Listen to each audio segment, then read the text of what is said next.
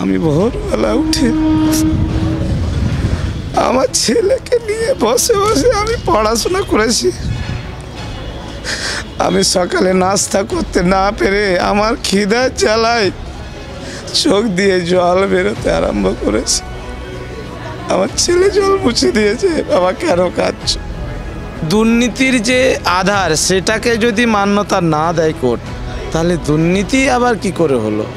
বৈশাখী ভট্টাচার্য একজন average candidate. উনি যে বলেছেন আমি যোগ্য বঞ্চিত চাকরি প্রার্থী, এটা কখনো সম্ভব নয়। উনি যখন অ্যাপ্লিকেশন করেন তখন ওনার বয়স প্রায় 48। এই বিকাশ রঞ্জন ভট্টাচার্য এই কেসের মূল পান্ডা। আর উনি বলছেন সুপ্রিম কোর্টে দাঁড়িয়ে আমার কাছে প্রপার ইনফরমেশন নেই। আমাদের তো প্রাণে নয়, আমাদের মনটাকে মেরে ফেলা দেওয়া হয়েছে। সুপ্রিম কোর্টের রায়ে বাতিল হয়েছে প্রায় 26,000 স্কুল শিক্ষকের চাকরি। কলকাতা হাইকোর্ট আগেই 2016 সালের এসএসসির সম্পূর্ণ প্যানেল বাতিল করেছিল। সেই রায়কে সুপ্রিম কোর্টে চ্যালেঞ্জ করেছিলেন আলিপুরদুয়ারের এক স্কুল শিক্ষক মুখলেসুর রহমান, কিন্তু শেষ রক্ষা হয়নি। যোগ্য অযোগ্য সবারই চাকরি গিয়েছে। এমন পরিস্থিতিতে কি বলছেন তিনি? কাকে দায়ী করছেন এই পরিস্থিতির জন্য? আশা নিরাশার দোলাচলে কিভাবে দিন কাটছে? মুখ্যমন্ত্রীর ওপর কি আস্থা রাখতে পারছেন?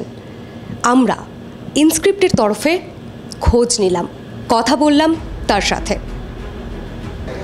এসএসসি প্রিপারেশনের কথা বলবো, খুব কষ্ট হবে দিদি শুনতে।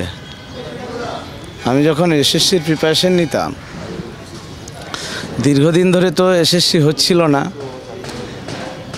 বেকার অবস্থায় আমি 2000 টাকার বিনিময়ে একটা সরকারি স্কুলে পার্ট টাইম জব করতাম। আমার মিসেস লেখাপড়ায় খুব ভালো ছিলেন, তার লেখাপড়াটা ড্রপ আউট হয়ে যায় আমার কারণে, এবং উনি বাড়ি বাড়ি গিয়ে টিউশন পড়াতেন। সেখান থেকে কিছু উপার্জন হতো, তাতে সংসার চালানোর মতো হতো না। দুই বেলা কোনো দিন জুটেছে খাবার, কোনো দিন জোটেনি। তার মধ্যে আমার পরিবারে একটা সন্তান আছে, ছেলে আছে। ছেলের মুখ দেখে আমি বাইরেও যেতে পারছিলাম না। কি করব? এই পয়সাতে আমার সংসার চলে না। যখন হঠাৎ করে এসএসসির বিজ্ঞপ্তি হলো, দিন রাত এক করে পড়াশোনা করতে হবে, বিশেষ সেই সময়তে আবার বাড়ি বাড়ি টিউশন পড়াই। আমি ছেড়ে দিলাম স্কুল, দিন রাত এক করে পড়াশোনা করতে লাগলাম। সেই রোজগারটাও কমে গেল। অনেক দিন এরকম গিয়েছে, আমি ভোরবেলা উঠে আমার ছেলেকে নিয়ে বসে বসে আমি পড়াশোনা করেছি। আমার সকালের নাস্তাটাকে জুটেনি, এরকম দিন গিয়েছে আমার। আমি সকালে নাস্তা করতে না পেরে আমার খিদার জ্বালায় চোখ দিয়ে জল বেরোতে আরম্ভ করেছে। আমার ছেলে জল মুছে দিয়েছে, বাবা কেন কাঁদছ? আমি এই পরিস্থিতিতে আমি প্রিপারেশন নিয়ে আমি পড়াশোনা করে আমি এসএলএসটি কোয়ালিফাই করেছি, আমি আপার প্রাইমারি কোয়ালিফাই করেছি। এবং আমি একমাত্র যখন আপার প্রাইমারি কোয়ালিফাই করলাম, আমার বাবা আমাকে বললেন যে এরকম অনেকে বলছে টাকা পয়সার কথা, তো কি করবা? আমি বাবাকে বলেছিলাম, বাবা আমি ছেলে, আমি তোর মেয়ে না। যদি আমি চাকরি নাও পাই, আমাকে আল্লাহ হাত পা দিয়েছে, আমি খেটে খেতে পারবো, ব্যবসা করে খেতে পারবো, কিন্তু আমি ওই টাকা পয়সা আমরা গাড়ি বাড়ি বিক্রি করে দিতে পারবো না। কেউ এমনিতেও তোমাকে চাকরি করে দেবে। যদি আমার যোগ্যতা থাকে আমি চাকরি পাবো, না হলে আমি কোনো প্রকার কারি কথায় ফাঁদে পা দেবো না, আমি বলেছিলাম। অফার পাইনি, মার্কেটে মানুষের মুখে শোনাশুনিতে বাবা বলছিলেন। বললাম দেখুন এইসবের কোনো ভিত্তি নেই। আমি অনেকেই জানি, অনেকেই বলে টাকা দেয় কিন্তু চাকরি পায় না, তখন তারা আরও বিপদে পড়ে। টাকাও ফেরত পায় না, চাকরিও পায় না। ধার করে ঋণ মাহাজন করে টাকা দিয়ে তারা তো আরও বিপদে পড়ে যায়। সেই জায়গায় আমি এই সব অন্যায়ের ফাঁদে কোনো দিন পড়তে যাব না। কে কী বলছে, আমার বিশ্বাস আমি পাস করব। আমি দুটোতেই কোয়ালিফাই করেছিলাম। আমি আপার প্রাইমারি চাকরিটা ছেড়ে দিয়েছি। আমার কাছে আজও আপারের সার্টিফিকেট রয়েছে। আমি ওই চাকরিটা ছেড়ে দিলাম এটার আশায়। আমি কোথায় যাব? আমাদের এই রায় দিল, সুপ্রিম কোর্ট বলছেন যে আমরা যোগ্য, আমাদের বিরুদ্ধে কোনো দুর্নীতির প্রমাণ পাওয়া যায়নি, অথচ আমাদেরকে চাকরি থেকে বরখাস্ত করে দিলেন। যে সুপার নিউমেরিক পোস্টকে দুর্নীতির একটা অংশ বলে ভাবা হয়েছিল এই জাজমেন্টে, সেই সুপার নিউমেরিক পোস্ট ক্রিয়েট করা কেসটাকে আবার খারিজ করে দিলেন। তাহলে দুর্নীতির যে আধার সেটাকে যদি মান্যতা না দেয় কোর্ট, তাহলে দুর্নীতি আবার কি করে হলো, কিসের ভিত্তিতে? সংবিধান কি তাই বলে? সংবিধানের ভাষা এটা নয়। আর সংবিধান কোনো জাত, কোনো ধর্ম, কোনো গোষ্ঠী দেখে বিচার করে না। সংবিধান সবার জন্য একটাই। সংবিধানের ভাষা আমরা জানি যে যদি কোনো অপরাধী ছুটে যায়, 100 অপরাধী ছুটে যাক, কিন্তু তার জন্য একজন নিরপরাধীকে সাজা দেওয়া না হয়, এটা কি মানা হয়েছে? আমাদের তো মৃত্যুর মুখে ঠেলে দিয়েছে। আমার তো মনে হচ্ছে এই জাজমেন্ট ওই যে 1919 সালে 13 এপ্রিল জেনারেল ডায়ারের নেতৃত্বে জালিয়ানওয়ালাবাগের হত্যাকাণ্ডর আদেশ দেওয়া হয়েছিল, তার থেকে বড় আদেশ বলে মনে হচ্ছে। সেখানে তো তাদের প্রাণে মেরে ফেলা হয়েছিল গুলি চালিয়ে। আমাদের তো প্রাণে নয়, আমাদের মনটাকে মেরে ফেলা দেওয়া হয়েছে। আমাদের যে খিদা শরীরে বেঁচে থাকলে সেইটা দরকার, কিন্তু আমরা পাবো কোত্থেকে জানি না, কোনো পথ নেই। আমার প্রত্যেকের কাছে অনুরোধ, দেশবাসীর কাছে, রাজ্য সরকারের কাছে, কেন্দ্রীয় সরকারের কাছে, রাষ্ট্রপতির কাছে, সংসদের কাছে, পার্লামেন্টের কাছে, যে আপনারা বিচার করুন যে বিচার ব্যবস্থায় কোথায় চলে যাচ্ছে দিনের দিন। আমরা শিক্ষকরা, সমাজ গড়ার কারিগর, আমরা কেন কোনো শক্তির দ্বারা প্রভাবিত হব? আমরা কোনো শক্তির ভুলের কারণে আমরা কেন পদদলিত হব? আমাদের কে রক্ষা করবেন? দায়িত্বটা কার? আপনারা ভাবুন আমাদের কি করে রক্ষা করবেন। আমাদের উপরে নির্ভর করে লক্ষ লক্ষ ছেলে মেয়ে, এখনও গরিব ঘরের ছেলে মেয়ে যারা লেখাপড়া করছেন, তাদের ভবিষ্যৎ কোথায় যাবে? আমাদের দেশের ভবিষ্যৎটা তারা কি করে এগিয়ে নিয়ে যাবে, এটা ভাবুন। খুব ভালো বন্ডিং ছিল। আমি স্টুডেন্ট লাইফ থেকেই আমি খুব ব্যাকওয়ার্ড এরিয়া থেকে উঠে এসেছি। আমি যখন স্কুল লাইফে পড়াশোনা করতাম, আমার গ্রামে রাস্তা ছিল না, বিদ্যুৎ ছিল না। আমি সেই সব জায়গা থেকে আমি লেখাপড়া করে উঠে এসেছি এবং আমাদের স্কুলটা গ্রামের স্কুল ছিল। আমি সেই সময় থেকেই স্কুলের বিভিন্ন রকম অ্যাক্টিভিটিস, সোশ্যাল অ্যাক্টিভিটিজে আমি পার্টিসিপেট করতাম এবং স্কুলে আমি বরাবর, আজকেও আমার যারা টিচার সে সময়ে রয়েছেন তাদের সঙ্গে আমার ফ্রেন্ডলি সম্পর্ক, তাদের সঙ্গে আমি খেলাধুলা করেছি একসঙ্গে। এবং আমি যে আজকে স্টুডেন্টকে পড়াই, আমি যে আচরণটা আমার শিক্ষকদের কাছ থেকে শিখেছি, আমি কিন্তু সেই আচরণটা স্টুডেন্টদের সঙ্গে করি। আমি সবসময় চেষ্টা করি আমি আমার নিজের হৃদয় থেকে বাচ্চাদেরকে কি করে মোটিভেট করে এগিয়ে নিয়ে যাওয়া যায়। কারণ আমি যে স্কুলটায় পড়াই, ডুয়ার্সের একটা চা বাগানে হত দরিদ্র পরিবারের ছেলেমেয়েরাই 90% পড়তে আসে। তারাও কিন্তু দুপুরে সকালবেলা না খেয়ে অনেক স্কুলে আসে, মিড ডে মিল খাবো এই আশা করে, তাদের বাড়িতে খাবার জোটে না। সেই জায়গাতে আমার মতো একজন গ্রামের শিক্ষক কিভাবে পড়াতে পারেন চিন্তা করতে পারেন। অনেকেই সেই গ্রামের স্কুলগুলো ছেড়ে ছেড়ে পালিয়ে যাওয়ার চেষ্টা করছেন। আমি একবারের জন্য কোনো ট্রান্সফারে অ্যাপ্লিকেশন করিনি। ওই বাচ্চাগুলোকে দেখলে আমার মায়া লাগে। আপনি যদি দেখেন আমার কাছে মোবাইলে স্পোর্টসের সঙ্গে যে সমস্ত স্টুডেন্টরা যুক্ত তাদের এবং যারা লেখাপড়ায় আগ্রহী তাদের আমার কাছে 2টা গ্রুপ আছে ছেলে মেয়ের, এবং প্রত্যেকের সঙ্গে আমার যে কোনো বার্তালাপ হয়। যারা ড্রপ আউটও হয়ে যায় তারা আমার সঙ্গে কথাবার্তা বলে এবং আমি স্টুডেন্টকে সব সময় স্পোর্টসে বলি। আমি স্পোর্টস টিচার না, অথচ আমি স্পোর্টস থেকে নিয়ে জেনারেল শিক্ষা, স্কুলের শিক্ষা শিক্ষা সমস্ত কিছুতে মোটিভেট করার চেষ্টা করি এবং স্কুলে আমার খুবই ভালো সম্পর্ক ছেলে মেয়েদের সঙ্গে। পরিবার তো মেনে নিতে পারছে না। আমার বাবা হার্টের পেশেন্ট, ইতিমধ্যে একবার স্ট্রোক করেছিলেন। তারপরে আমার মাও মানে ব্লাড সুগার প্রচুর হাই, একটুতেই ভেঙে পড়ছেন। মিসেস মেন্টালি সমস্যায় একটা ভুগছেন। মাস তিনেক থেকে মিসেসেরও মানসিক সমস্যা দাঁড়িয়ে গিয়েছে। 3 মাস থেকে আমি ছেলেকে নিয়ে একাই বাইরে থাকছিলাম, আলিপুরদুয়ারে ছেলের স্কুল আছে বলে। এবং এইগুলো মেনটেন করতে গিয়ে আমিও মানসিকভাবে কোথাও যেন ডিপ্রাইজ হয়ে যাচ্ছি। বর্তমানে আমারও হার্টের সমস্যা দেখা দিয়েছে। আপনার কি মনে হয় আমার 40 বছর বয়স, আমার সংসারে এখন 50,000 টাকা খরচ হয় প্রতি মাসে। আমি 50,000 টাকা রোজগার করার মতো একটা কাজ করে পরীক্ষার প্রস্তুতি নিতে পারবো? এটা কি মনে হয়? কেউ শুভবুদ্ধি সম্পন্ন ব্যক্তি এটা বলতে পারবেন? আমি তো আরেকটা পরীক্ষায় পাস করেছি, আপার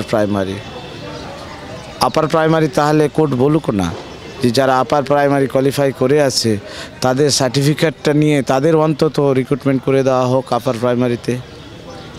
স্কেল তো একই এবং আমাদের কন্টিনিউ করে দেওয়া হোক, সেটাও তো বলতে পারে। আর আপার প্রাইমারি সার্টিফিকেটে তো লাইফ টাইম ভ্যালিডিটি, তাহলে আমরা অন্য পরীক্ষা আবার দেবো কেন? এটা করা যায় না? এটাও তো একটা পথ। এবং যে ওএমআরগুলো অক্ষত অবস্থায় রয়েছে সেই ওএমআরটাকে আবার যদি রিপ্যানেল করা হয় তাহলে ভুলটা কোথায় হবে?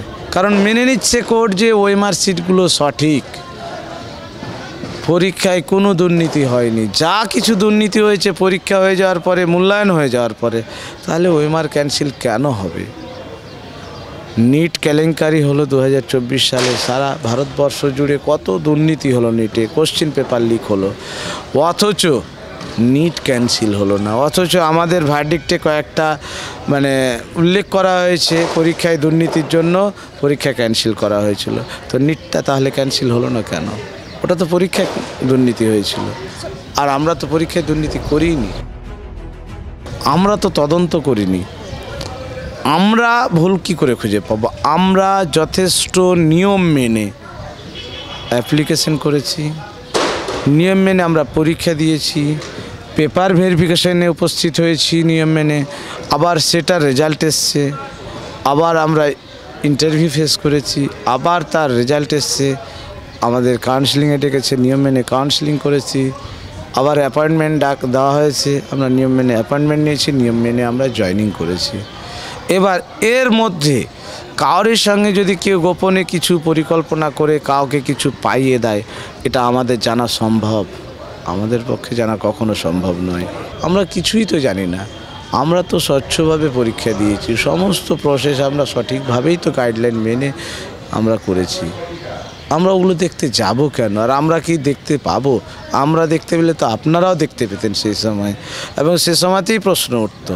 অথচ দেখুন, যিনি আমাদের বিরুদ্ধে মামলাটা করেছেন উনি এত বিচক্ষণ, উনি কেন তাহলে দেখতে পাননি? যে ক্যান্ডিডেটরা মামলাটা করেছে তারা এতদিন কি করছিল? যখন পরীক্ষার নোটিফিকেশন হয় তার অনেক আগে একটা গেজেট পাবলিশ করা হয়, গেজেটে সমস্ত রুলস রেগুলেশন মেনশন করে দেওয়া হয়। তাহলে আমরা প্রত্যেক ক্যান্ডিডেট গেজেটটা ফলো করি। গেজেটে বলা হয়েছিল যে ফাইনাল প্যানেল পাবলিশ করার 1 বছর পরে ওএমআর ডিস্ট্রয় করে দেওয়া হবে।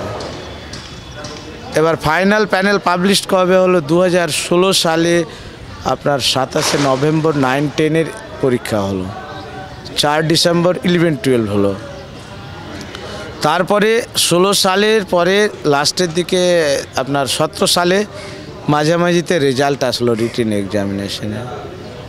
রিটেন এক্সামিনেশন যখন রেজাল্ট আসলো তার কিছুদিন পর পেপার ভেরিফিকেশন হলো। পেপার ভেরিফিকেশন হওয়ার আবার কিছুদিন পরে রেজাল্ট এলো, ইন্টারভিউ হলো, তার আবার অনেক দিন পরে কাউন্সেলিং হলো, তার অনেক দিন পরে আবার অ্যাপয়েন্টমেন্ট দেওয়া হলো, জয়েনিং দেওয়া হলো। তাহলে যারা কেসটা 2021 সালে করেছেন তাদের কাছে 2016 সালে পরীক্ষা দেওয়ার পরে 15-20 দিনের মধ্যেই আপনার অ্যান্সার কিউ দিয়ে দেওয়া হয়েছিল, যে প্রত্যেকে নিজের নিজের কোশ্চেন পেপারের সঙ্গে অ্যান্সার কিউ, মডেল অ্যান্সার কিউটা মিলিয়ে নেবে, কে কত পেতে পারে, এবং যদি ও ডাক না পায় পেপার ভেরিফিকেশনে তাহলে উনি চ্যালেঞ্জ করতে পারেন, এবং সেই সময় পর্ষদ দিতে বাধ্য সমস্ত তথ্য। চ্যালেঞ্জ করে উনি নিজের পজিশনটা জেনে মামলা করতে পারেন বা কমিশনকে জানাতে পারেন। তখন করলেন না, উনি তো জানতেন উনি কত পাবেন, করলেন না।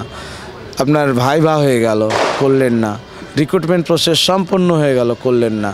তারপরে উনি কিন্তু জানতেন যে রিক্রুটমেন্ট সম্পন্ন হয়ে গেছে, এত দীর্ঘ সময় পরে ওএমআর ডিস্ট্রয় করবেই।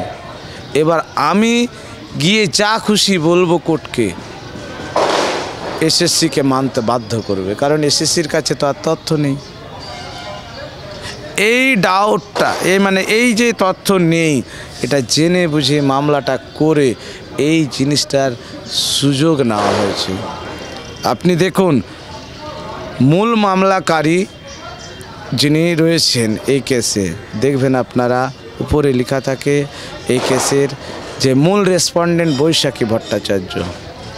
দেখেছেন, বৈশাখী ভট্টাচার্যের বিষয়ে আমি সমস্ত ইনকোয়ারি করে তথ্য আমি উদ্ধার করেছি। বৈশাখী ভট্টাচার্য একজন ওভারেজ ক্যান্ডিডেট। উনি যে বলেছেন আমি যোগ্য বঞ্চিত চাকরি প্রার্থী, এটা কখনো সম্ভব নয়। চাইলে আপনাদের আমি ওনার ইনফরমেশন দেবো, আপনারা যান। বৈশাখী ভট্টাচার্য হাওড়া ডিস্ট্রিক্টের সাকরাইল ডিভিশনের রামচন্দ্রপুর হাই স্কুলের একজন প্যারা টিচার। উনি যখন অ্যাপ্লিকেশন করেন তখন ওনার বয়স প্রায় 48, মানে উনি ওভারেজ ক্যান্ডিডেট, উনি অ্যাপ্লিকেশন করতে পারেন না। প্যারা টিচাররা শুধুমাত্র আপার পর্যন্তই এজ রিল্যাক্সেশনটা পাবেন, তাহলে উনি অ্যাপ্লিকেশনই করতে পারেন না।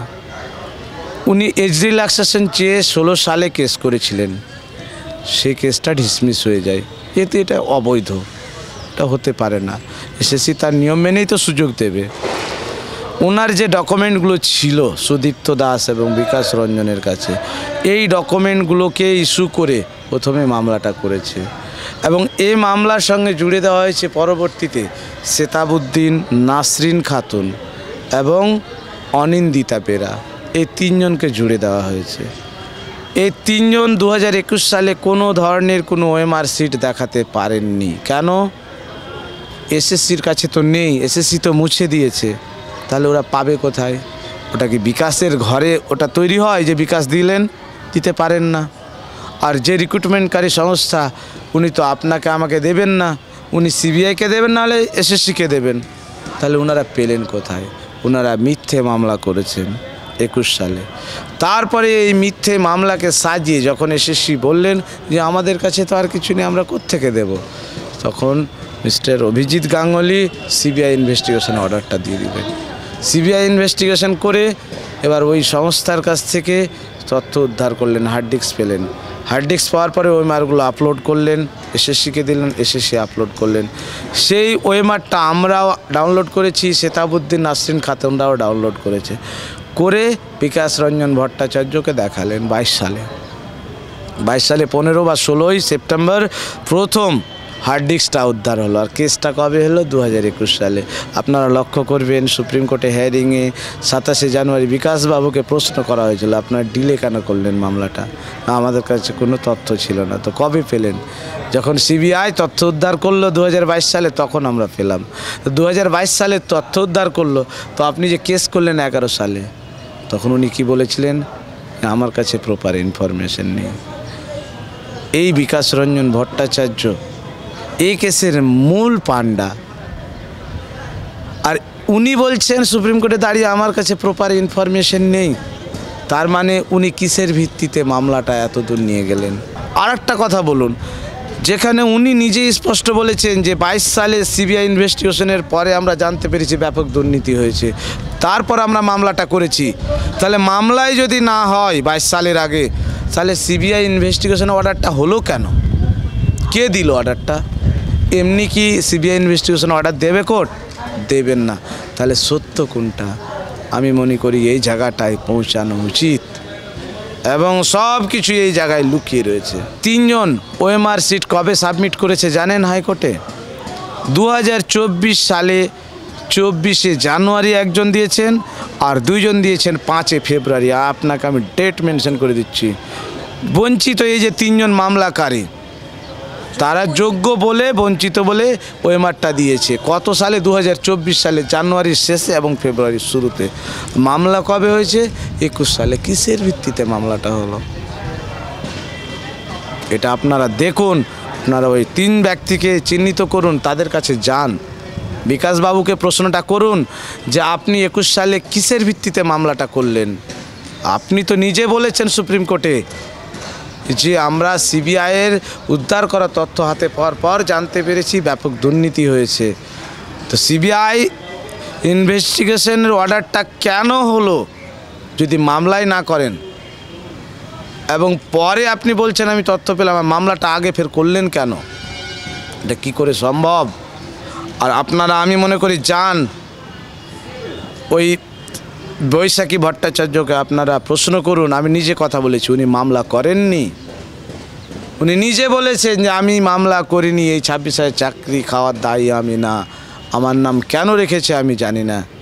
আমি ওনাকে রিকোয়েস্ট করেছি যে আপনি একটা এফিডেভিট দেন কোর্টে যে আমি মামলা করিনি, অথচ আমার নাম কেন মেন রেসপন্ডেন্টের জায়গায় রয়েছে। দেখুন, ভরসা না করলে তো আমাদের কোনো পথ নেই, পারি বা না পারি, ভরসা তো করতেই হবে। কিন্তু আমাদের লড়াইটা তো চালিয়ে যেতেই হবে, যে কোনো মূল্যে আমাদের লড়াই চালিয়ে যেতে হবে। এখন আইনত যদি দেখা যায় যে কোনো একটা সংস্থা দুর্নীতি করেছে, দুর্নীতি করবে না এটা তো বলা যায় না। কেউ দুর্নীতি পছন্দ করে, কেউ করেন না। তাহলে কোনো প্রভাবশালী সংস্থা বা ব্যক্তি যদি দুর্নীতি করে, তার জন্য আমাদের দেশে সংবিধান প্রণয়ন করা হয়েছে।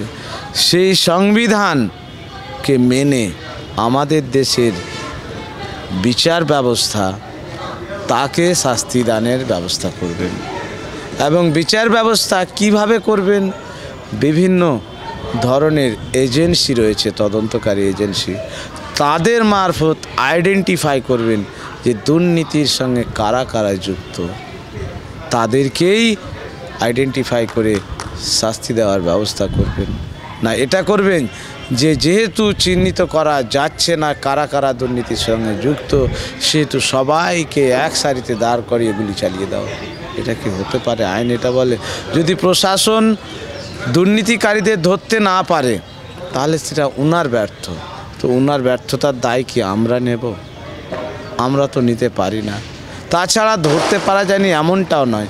সিবিআই স্পষ্ট করে খুঁজে বের করে বলে দিয়েছেন যে 25,000-এর মধ্যে 7,000 খুঁজে পাওয়া গেছে যারা বিভিন্নভাবে 17 রকমের ধরনের ইলিগ্যালিটির সঙ্গে যুক্ত। বাকি 19,000 এত দুর্নীতির বাজারে কোনোভাবে কোথাও দুর্নীতির চিহ্ন মাত্র খুঁজে পাওয়া যাচ্ছে না। তাহলে এরা কিভাবে পরিশ্রম করেছে, কত কঠোর পরিশ্রম করে চাকরিটা পেয়েছে। তো এদের পরিশ্রমের মূল্য দিতে হবে। এটা সিবিআই কিন্তু সাবমিট করেছেন। তাহলে কি বিচার ব্যবস্থার এটা দায়িত্ব নয় যে আমি সিবিআইয়ের অর্ডারটাকে মেনে নিয়েই মানলাম যে দুর্নীতি হয়েছে, আর সিবিআইয়ের অর্ডারটাকেই আবার মেনে নিয়ে যদি বলি যে যারা দুর্নীতি করেনি তাদের শাস্তি দেব না? এটাই তো হওয়া উচিত। কিন্তু এখানে দুই রকম হচ্ছে। সিবিআই যেহেতু বলেছে দুর্নীতি হয়েছে, তাহলে দুর্নীতি হয়েছে। সিবিআই যে বলছে এরা দুর্নীতি করেনি, এইটা আবার মানা যাবে না। তো এটা কেমন ধরনের যুক্তি? এটা কি করে হয়? এটা হতে পারে? সিবিআই দেশের সর্বোচ্চ তদন্তকারী সংস্থা, তার কথাকে যদি দুই রকমভাবে পেশ করা হয় দুজনের ক্ষেত্রে, যে ওর জন্য তুমি যেটা প্রমাণ করলে সেটা ঠিক, আর এর জন্য যেটা তুমি প্রমাণ করছো সেটা মানব না, তাহলে তো এখানে সিবিআইয়ের অবমাননা করা হচ্ছে, সিবিআইকে এখানে ছোট করে দেখা হচ্ছে। তাছাড়া এখানে ধরুন আমরা 3 জন রয়েছি, সিবিআই 3 ক্যাটাগরির লোকের ওএমআর উদ্ধার করেছে। যারা যোগ্য বঞ্চিত, যারা যোগ্য চাকরি করেন, যারা যোগ্য অযোগ্য চাকরি করেন। সিবিআই এই 3 জনের ওএমআর উদ্ধার করেছেন। তাহলে অযোগ্য চাকরি করেন তাদের ছেটে দেওয়া হলো, বাঁচলো 2 শ্রেণীর লোক, যোগ্য বঞ্চিত, যোগ্য চাকরিরত। এবং এখানে যোগ্য বঞ্চিতটাকেও মেনে নেওয়া হলো যে ও চাকরি পায়নি, এটাও মেনে নেওয়া হলো। তাহলে যোগ্য চাকরি করছে যারা, তাদেরটা মেনে নেওয়া হবে না কেন? পরীক্ষা পদ্ধতিতে কোথাও ভুল হয়েছে এটা বলা হয়নি? ভুল কিসে হয়েছে? ওএমআরের মূল্যায়নেও ভুল হয়নি, ওএমআরের বাইরে থেকে চাকরি দেওয়া হয়েছে, out of panel, expiry of panel. তাহলে তো এটা ওএমআরের ভুল নয়। যারা ওএমআরে পরীক্ষায় দেয়নি, সাদা খাতা জমায়, তারাকে দেয়। যারা ওএমআর ফিল আপ করে চাকরি পেয়েছে তাদের ওএমআরটা তো এখনও অক্ষত অবস্থায় আছে, তাহলে তাদের চাকরিটা যাবে কেন? আপনারা কি মনে করেন যে তাদের চাকরিটা যাওয়া উচিত? এর জন্য আমাদের বিচার ব্যবস্থাকে এত কমজোর যে একজন অপরাধী সুপ্রিম কোর্টের এজলাসে দাঁড়িয়ে জোর গলায় বলছে মহামান্য বিচারপতিকে যে আমি দুর্নীতি করেছি, আমি দুর্নীতি করেছি, আমি দুর্নীতি করেছি। তাকে ধরে তার কাছ থেকে দুর্নীতি করার পরিমাণ, দুর্নীতিকারীর সংখ্যা, দুর্নীতিকারীর নাম, এগুলো উদ্ধার করতে কি পারবেন না কোর্ট? না করতে চাইছেন না, এটাই কোর্টের করা উচিত। এটা না করে বলা হচ্ছে কি যে এরা থাক, দুর্নীতি করে যাকে চাকরি দিয়েছে তাকে কুরবানি করে দাও। এটা কি নিয়ম বলে? আমরা ক্লাস 10-এ পড়েছিলাম কাবুলের যাত্রাপথে ব্রিটিশ প্রশাসন 45 জন কয়েদিকে ভোরবেলা নিয়ে যাচ্ছে কাবুলের জেলে শিফট করার জন্য, এক জেল থেকে আর একটা জেলখানায় শিফট করার জন্য। রাতের অন্ধকারে একজন কয়েদি পালিয়ে যাচ্ছে। সকালবেলা একজন গ্রামের চাষি হাল চাষ করার জন্য বেরিয়েছেন, ওনাকে ধরে বুঝিয়ে দেওয়া হলো যে তোমাকেও যেতে হবে, তো তোমাকে যেতে হবে এদের সঙ্গে। আর কেউ যদি কিছু জিজ্ঞেস করে তাকে কি বলবে তুমি? যে আমি শুধু 45 নম্বরের, কারণ যে কয়েদি পালিয়েছিলেন ওনার নাম্বারটা হচ্ছে 45 নম্বর। তো ওই কয়েদি যেখানেই যাচ্ছে জিজ্ঞেস করা হলে উনি বলছেন আমি কেবল 45 নম্বরের। তা আমাদের ক্ষেত্রে কি তাই হচ্ছে না? যে আমাদের বুঝিয়ে দেওয়া হচ্ছে যে তোমরা কিছু করো না, কিছু বলো না, আমরা আছি, পাশে থাকবো। আরে বাবা, থাকলে তো হবে না, যেটা প্রমাণ সেটা তোমাকে তুলে দিতে হবে যেমন, এবং বিচার ব্যবস্থাকেও সেটা নিতে হবে।